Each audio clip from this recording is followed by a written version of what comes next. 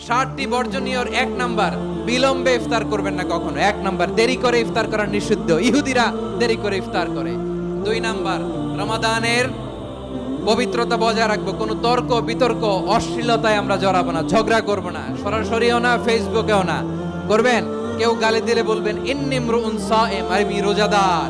আল্লাহর হাবিব শিখিয়েছেন কেউ যদি তোমার গালি দেয়, কটু কথা বলে, অশ্লীল কথা বলে, রমজানে তুমিও বলতে পারবে না। তুমি বলতে পারবা ইন্নী ইমরুউন সাইম, আমি রোজাদার। অশ্লীল নাটক সিনেমা আমরা দেখবো না। ব্যাড হ্যাবিট থাকলে রমাদানে এটা ছাড়ার মহা সুযোগ। স্মোকিং এর অভ্যাস আছে অনেকের, ঠিক কিনা? যদি কারো থাকে, কে করে হাত তোলালাম না আমি। এই রমাদানে এই স্মোকিং হ্যাবিট থেকে আমরা বেরিয়ে আসবো, ঠিক কিনা বলেন? 3 নাম্বার, আমরা মিথ্যা বলবো না।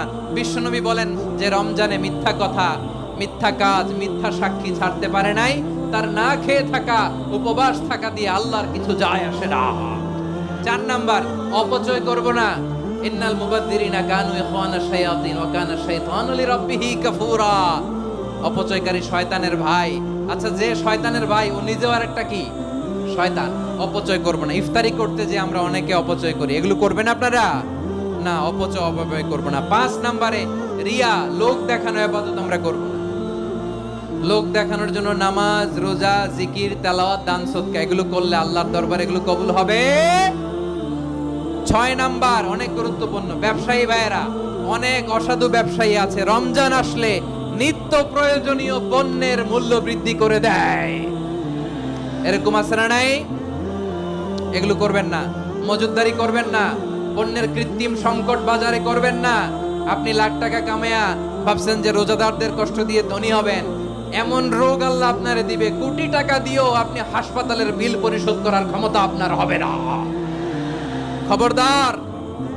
আর শেষ বয়সে দেখবেন কি কষ্ট আপনার হয়। আপনি রোজাদারদের কষ্ট দিচ্ছেন, আল্লাহ আপনার সুখে রাখবে?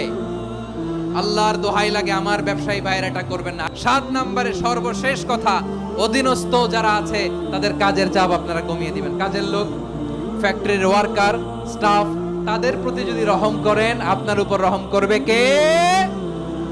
এই পবিত্র রমাদানে 7টা করণীয়, 7টা বর্জনীয় মনে রাখা যাবে তো ইনশাআল্লাহ?